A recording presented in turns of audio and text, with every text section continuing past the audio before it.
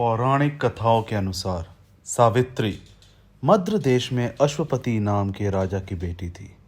विवाह योग्य होने पर सावित्री को वर खोजने के लिए कहा गया तो उसने धूमसेन के पुत्र सत्यवान का जिक्र किया।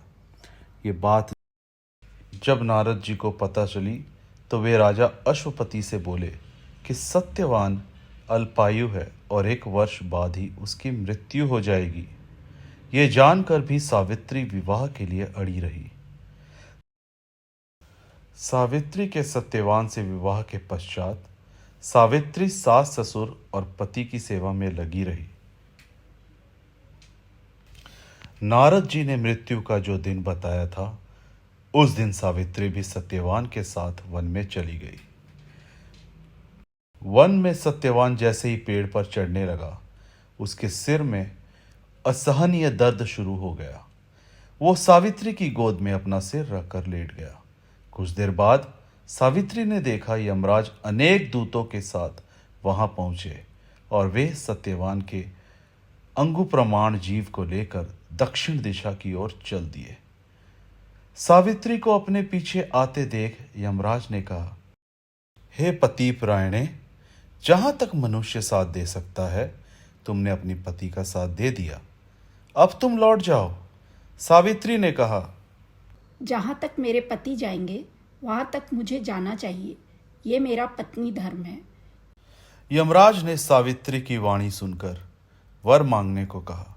सावित्री ने कहा, मेरे सास ससुर अंधे हैं, उन्हें नेत्र ज्योति दे। यमराज ने तथास्तु कहकर उसे लौट जाने को कहा, किंतु सावित्री उसी प्रकार यमराज के पीछे। यमराज ने उसे पुनः वर मांगने को कहा।